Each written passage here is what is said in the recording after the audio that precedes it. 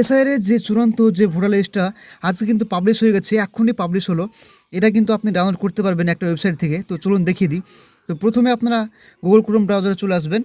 Google Chrome ব্রাউজারে এসে এখানে আপনারা সার্চ দিবেন যে ইলেকট্রাল রোল বলে দেখবেন এরকম একটা লিখবেন ইলেকট্রাল রোল বলে।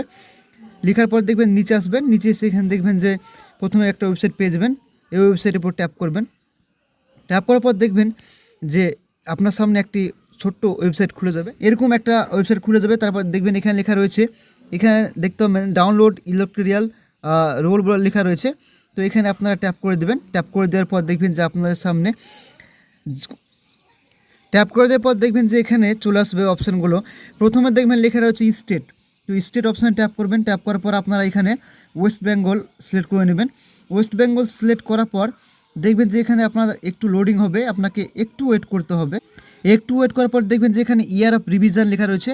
এখানে ট্যাপ করে আপনার এটাকে 26 সিলেক্ট করে নেবেন। তারপর দেখবেন যে রোল টাইপ, এখানে ট্যাপ করে দেবেন। ট্যাপ করার পর দেখবেন যে এখানে SIR final role, SIR draft roll. তো দেখুন এসআইআর ফাইনাল রোল কিন্তু একটু আগে কিন্তু পাবলিশ হয়ে গেছে। তো এটাতে ট্যাপ করে দেবেন।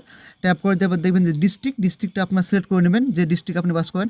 তো দেখুন আমি সিলেক্ট করে নিলাম। তো দেখুন এখানে লেখা রয়েছে অ্যাসেম্বলি। তো এখানে আপনার বিধানসভার নামটা সিলেক্ট করে নেবেন।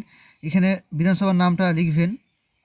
তো চলুন আমি আমার বিধানসভার নামটা লিখে দিই। এখানে বিধানসভা নামটি লেখার পর এখানে দেখবেন যে লেখা রয়েছে সিলেক্ট ল্যাঙ্গুয়েজ, আপনাকে ভাষা সিলেক্ট করতে হবে।